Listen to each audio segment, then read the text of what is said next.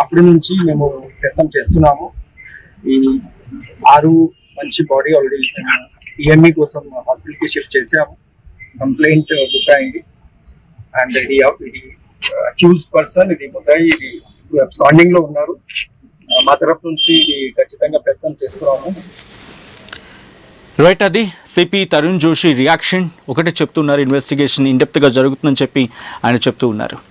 ఇదే అంశానికి సంబంధించి ఆ ఊరి వాళ్ళు కూడా రియాక్ట్ అయ్యారు. వాళ్ళు ఏమంటూ ఉన్నారు ఇప్పుడు చూద్దాం.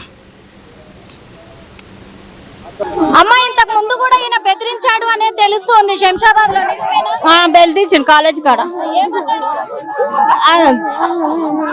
నాకు తెలుసు, నాకైతే ఈ ఆరాలు కావాలి, మప్పులు అయితే వేసుకోండి. మీ అయ్యని చెప్తే ఏం బీకిరు నన్ను, రేపు మిమ్మల్ని కూడా ముగ్గురిని చంపుతాను అన్నాడంట.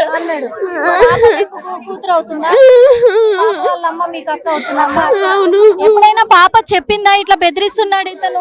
చెప్పింది. కేసు పెట్టినాం కదా, పట్టించుకోలేదు. మరి మొన్న ఇట్లా కాలేజీకి తోలుదమ్మా వద్దా అని ఇట్లా మా యారలు పోయి అడిగింది. పంపించండి అని ఆయన ఎస్ఐ అన్నాడు. పంపించేయండి, ఆయనకు అట్లా చేసింది. ఇక ఆయన అన్నందుకే పంపించినాం, లేకపోతే పంపించేటోళ్ళం కాదు. బంద్ చేసినట్టు మారినాయి నెలలు. చెప్పురు తల్లి, చెప్పురు. ఇప్పుడు అక్కడ ముగ్గురు ఆడవాళ్ళు కదా ఈ రోజు దూరం అయిపోయారు. ఒక మహిళలుగా మీరు ఏం చెప్తున్నారు చెప్పండి తల్లి. అదే మరి ఇక రావాలే అని చేస్తే అయిపోతుంది, ఆలసరిగా పెడితే అయిపోతుంది. ఇక ఆ ఇల్లు ఇట్లా చేసి తొడుగులేస్తాం. ఇప్పుడు అన్ని కూడా వీళ్ళు ఎట్లా కోసేసి పోయిండో వాడిని కూడా అట్లా కోసేస్తేనే మాకు యథార్థం అవుతుంది, మాకు మంచిగా ఉంటది. పోని కావాలి, రావాలి ఇడికి, రావాలి ఇడికి, రావాలి అని మేము అని చూడాలి, మేము అని చంపాలి, మేము చాలా సరిగా అని పెట్టి రావాలి. అంతే అంతే సార్, మేము అంతే అనుకుంటున్నాం. మా కూడా మొత్తం ఆమె అలాగా పోవాలి, ఆడుకోవడానికి అలాగా పోతేనే మాకు ఏదైతే మూడు జీవులు అమ్మ ఎట చేస్తాం మేము. ఎట్లా వస్తుంది? మేము రాకముందే తీసుకొని పోయి మేము వచ్చిందా కూడా కళ్ళతో కూడా చూడకపోతే ఏం చూస్తాము? మేము పోలీస్ టౌన్కి వెళ్ళి వచ్చినాక ఏం చూస్తాము? పోస్ట్ చేస్తారు, ఏం కనబడుతుంది మాకు? పోస్టర్ ఏం చూస్తాము? ఏం కనిపించేస్తే కట్టుకొని వస్తారు. మేము ఏం చూస్తాము? ఏం చేస్తాము? మంచిగా చూడలేకపోయి చేయకపోయి తీసుకొని పోయి నాదిరే తీసుకొని పోయింది. మేము ఏం చూసుకోవాలి ఇప్పుడు?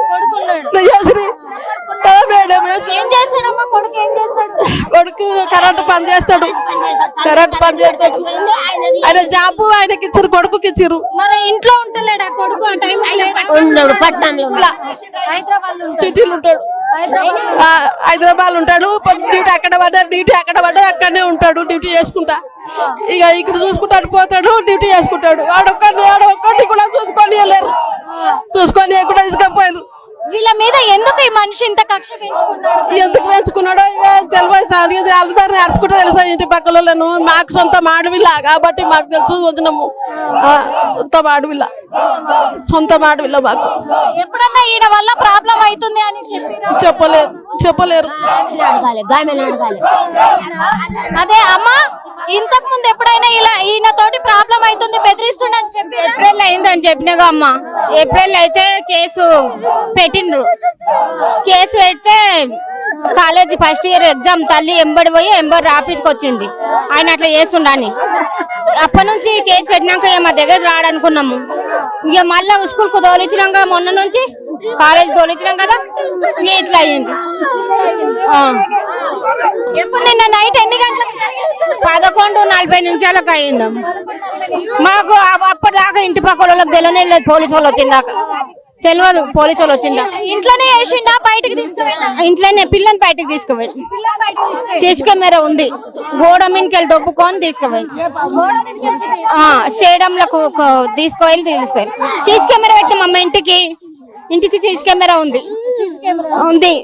కెమెరా అందులో ఫొటోస్ లో పంపించినాం కదా, అది చూసుకోండి. ఇక మబ్బుల నుంచి వలరి గొంతులు ఇక్కడ చూస్తున్నాం కదా, ఇక్కడ అందరు కూడా వచ్చారు, పెద్ద మంది కూడా ఇక్కడికి చేరుకున్నారు, కానీ పోలీసులు ఎవరు లేరు. ఇక్కడ చేరుకున్నారు, వీళ్ళంతా కూడా ఇక్కడే ఉన్నారు. అసలు ఏం జరుగుతుందనే కోణంలో కూడా తెలియట్లేదు. భయ్యా, ఇప్పుడు పోలీసులు ఏమైనా చెప్తున్నారా? సిపి వచ్చారు ఇక్కడికి, వాళ్ళని మేము యాక్షన్ తీసుకుంటాం పోలీసుల పైన. అంతే, వాళ్ళు నిర్లక్ష్యం చేసినట్టుంటే యాక్షన్ తీసుకుంటాం అంతే. ఏం యాక్షన్ తీసుకుంటాం అంటే కూడా మేము తీసుకుంటాం, చెప్తాం. కొంచెం ఆగండి మమ్మల్ని కూడా ఇక్కడికి రానియకుండా అడ్డుకుంటున్నారు అక్కడ ఇంటికాడ. అడ్డుకుంటున్నారు పోలీసు వాళ్ళు. అంటే వీళ్ళకు కూడా వీళ్ళు కాపాడుకుంటున్నారు, వాళ్ళ పోలీసు వాళ్ళని కాపాడుకుంటున్నారు అంతే. ఆడ ఇంట్లో నుంచి కూడా ఈ పాపం తీసుకెళ్లి నిన్న నైట్ కూడా మళ్ళీ పాల్పడ్డాడు ఈ వ్యక్తి అని అంటున్నారు. జరిగిన తర్వాతే హతమార్చాడు అంటున్నారు. ఇప్పుడు వాళ్ళ పోలీసులే చెప్పాలి. తీసుకుపోయినాక అక్కడ ఏం జరిగిందని పోలీసులే చెప్పారు, మాకు వాళ్ళే చెప్పారు, కానీ వాళ్ళు కాపాడలే. వాళ్ళు అయినాక పోయి చెప్తున్నారు అంతే. అన్ని కూడా ఇప్పుడు ఇమీడియట్ వాళ్ళని సస్పెండ్ చేయాలి. ఆ నిందితుడిని బాధితుడిని మాకు అప్పచెప్పాలి ఫస్ట్. అక్కడ ఆ అమ్మాయి ఒక్కతే ఉంది ఇంట్లో, హ్యాండ్ కాపాడు అమ్మాయి. వాళ్ళే పెంచాలి, పోషించాలి, ఆమె పేరు మీద ఇంత డిపాజిట్ చేయాలి, వాళ్ళ కుటుంబానికి తగిన న్యాయమే చేయాలి. వాళ్ళు ఈ పోలీసుల నిర్లక్ష్యం వల్ల సొసైటీ ఇంకోనికి కావద్దు. ఇంకా మళ్ళీ ఒకసారి పోలీసులు ఇంకో పోలీసులకి ఇది ఒక గుణపాఠం కావాలి. అది అక్క ఇంతకు ముందు ఏమన్నా ఇలాంటి ప్రయత్నాలు చేశాడా ఏవి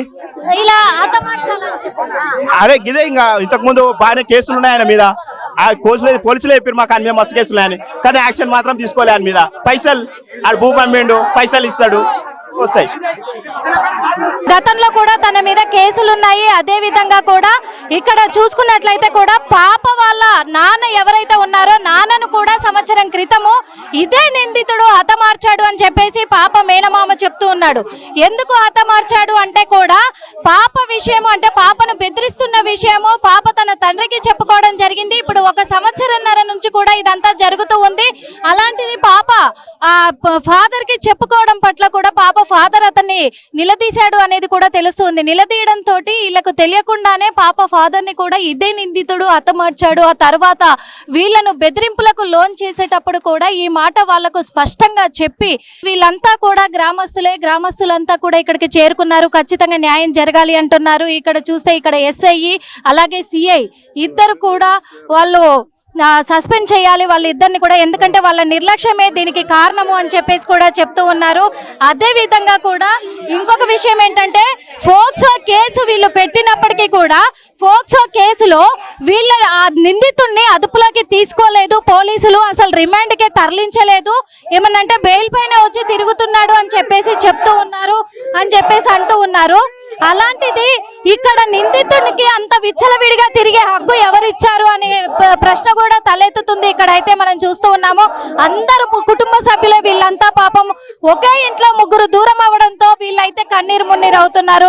అమ్మ ఏమవుతారు తల్లి, మీరంతా ఊరు వాళ్ళేనా?